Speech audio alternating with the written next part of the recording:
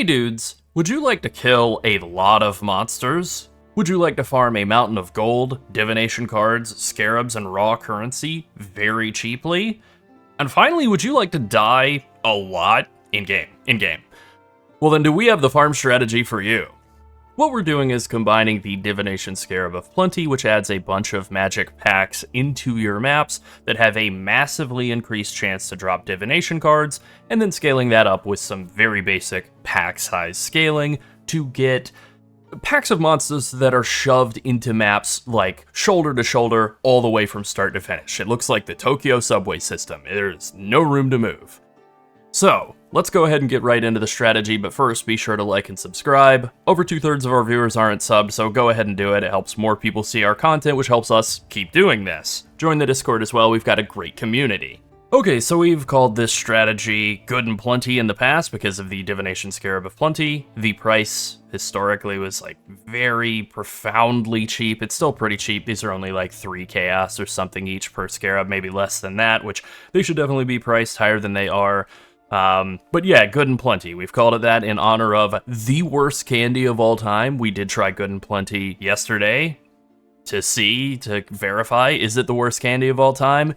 It is the worst candy of all time. So in terms of what we're doing in the maps, we are just kind of blasting, right? These are just very basic packs of monsters, and you just kind of blast from start to finish, and you get like 40,000 gold a map at the absolute worst case scenario. There are a couple of things that we can layer in there to really scale up the amount of gold. Potentially, we can be pulling like upwards of 100,000 gold per map with good RNG. It kind of depends a little bit on the map choice as well. We'll get to that in a bit. Additionally, having rarity on your character really helps with gold scaling. This is something that people figured out as soon as gold was introduced to the game. Basically, the way that gold is like generated in the game is items that have rarity are instead converted into gold. They're whatever, destroyed and turned into gold. So, the more rarity you have on your character, the more gold you're going to find. There are a lot of sources of rarity, obviously just like all of your armor pieces, right? But you can also run Gold Flask, you can run Crafted Flask Suffix that grants rarity. Here it is. I'm not doing any of that. I'm a 0 rarity enjoyer, I guess. I don't know, I just haven't fit any rarity into this character, but if I had, those numbers would all be up quite a bit. So this is like bare minimum stuff. Now let's talk a little bit about the way that these scarabs actually work and why they are so incredibly brutal, why they are so good at killing players. So when you kill any of these magic monsters that will have the little tag under their nameplate that says Divination Touched, they will turn into a hazard. They basically turn into these unattackable divination cards that float around, and they shoot one of 2 attacks at you. They either shoot you with a bunch of div cards, which is hilarious and hard to see, but also very, very deadly. It scales with all of the fizz damage as extra types of map modifiers. You know, fizz is extra lightning or whatever. They also scale with like all of the attack and cast speed modifiers that can appear on a map, or monster damage. All of those mods on your maps can scale that damage up. Then the other attack that they use is, say, sort of like lightning ball that they throw on the ground. Those are easier to dodge. They can still be pretty nasty. But the point is, you basically want to run through packs, blasting everything and then running away. The issue is that when you run more than a couple of screens away from anything in Path of Exile, it all just freezes. Like, nothing will happen if you are more than a couple of screens away. So you kind of have to be near stuff in order for the monsters to, like, despawn. They will eventually time out and despawn, but you do have to kind of be zipping around a lot. So moving is the key for staying alive with this strategy. The div card attack that they use, though, is blockable, so if you're playing like a block-heavy character you're using as Fallen or something, this is going to be like trivially easy to stay alive on. If you're not, it will not be. With all of that being said, for some reason, because of the way that these characters, these monsters, generate tons of div cards, and they generate the types of div cards that would drop in the map that you're in. So you can run a map that has good base div card drops, like Defiled Cathedral or something, but for whatever reason, because those div cards get converted into gold, they just get converted into like enormous amounts of gold. I don't really know why it works that way, but it does. This is why we're able to get like 1.5 to 2 million gold per hour doing this strategy. Guess I kind of buried the lead there, but that's the sale. It's like 1 to 2 million gold per hour, potentially a lot more if you are actually stacking a decent amount of rarity. Alright, so let's talk a little bit about map choice. So the map that I mostly ran for testing the strategy out and kind of working on it is Toxic Sewer. This is like the deadliest possible map configuration. On the one hand, it's nice, everything is stacked up, so it's really good for explodey, and it's good for like hitting everything and running through, grabbing all the gold, and then leaving before you get killed. But on the other hand, you are basically trapped in a room with a bunch of things that are trying to kill you. So there are some other good alternatives. Dunes is kind of like one of the most popular, one of the most beloved ones. Glacier's kind of a nice layout as well. There are a lot of good options. Jungle Valley is maybe not the best because it doesn't have a super great density of mobs, and that is something you're looking for as well. You do want like a bunch of monsters in the map. So Toxic Sewer, Dunes, Glacier, those all stand out as being pretty good. Atoll's pretty good. You know, the world is your oyster. The point, though, is you will have to kind of scry a good div card onto most maps if you want to run something outside of the standard. Also, we're using Delirious Corrupted 8 mod maps. You don't have to, but you should. If you're doing this strategy to like maximize the amount of gold per hour, doing like a random Alkengo 4 mod map is going to be less than half as much gold. So we did talk about how to farm a bunch of these Corrupted 8 mod Delirious maps in a strategy that we put out last week, and you should check it out if you want to know more on that. That is the most important strategy that we put out this league. It's the backbone for everything else that we're going to do from now until PoE 2's next league. Alright, now let's go ahead and jump over to the Atlas tree that we're running here, and it's very basic.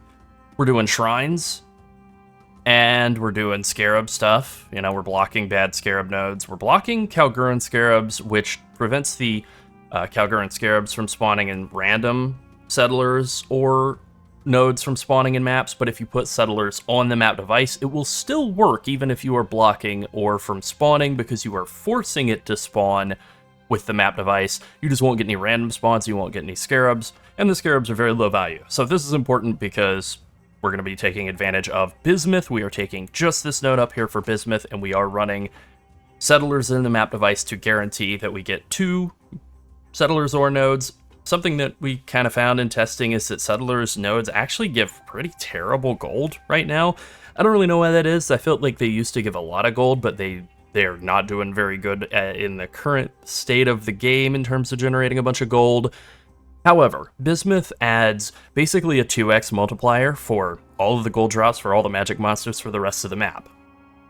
So if you are able to find a Bismuth or node right at the start of the map, you're going to be pulling in twice as much, if not more, than you would if you hadn't. So that means that if you find a Bismuth or node at the start of a map, you're going to pull in 2 to 3 times more gold than you would have for, basically the rest of the map. So this means you want to kind of hunt for Bismuth or nodes at the start of the map. Maybe, you know, to some extent you do want to be economical with your time, so it's fine to just kind of clear out, but if you see a Bismuth node very early on, that's a good idea to go ahead and grab that quickly. Same with boss rushing, right? You kind of want to boss rush, although each map will be different. You kind of want to grab the Bismuth nodes first thing before you clear everything out. As for doing A-list stuff, if you have Bismuth active, it's probably worth doing the A-list events. If you don't, it probably isn't. Kind of the same goes for Wisps. If you find the Wildwood at the start of the map, you probably should do that. It's going to have a huge multiplicative effect on the amount of gold that drops, and then you should probably also do the A-list events if you have Wisps as available as well. Okay, so the rest of the tree is just simply like pack size scaling and then getting all the quant and rarity that we possibly can, including the center wheel and these 2 little arms here. We want to get all of that, pack size on our Eldritch Altar. We're taking all the shrine stuff because we do want to try and get the covetous shrines. They will give you a bunch of quantity and rarity, which will massively increase the amount of gold that you get. And then finally we're taking Seance because those possessed monsters just drop a bunch more stuff, and that means a bunch more gold. That's pretty much it for the tree. Nice and simple, super easy to farm, and pretty fun. You know, you get a lot of tier 17 maps out of this strategy as well, thanks to the map nodes that we're taking there too. All right, so now let's talk a little bit about Scarabs and kind of walk through some of the math here. So Divination Scarabs are plenty. They add 6 to 10 additional packs of these special magic monsters. 6 to 10, we'll call that 8. So 8 packs of additional magic monsters, and you can basically assume that every monster in a magic pack is effectively the same. You know, they're all magic monsters, right? So there's not a huge difference between them. We get about 60% increased pack size in our maps once we actually put them in, 40% showing here, but then once the map mod effect is scaled up, it's about 60%.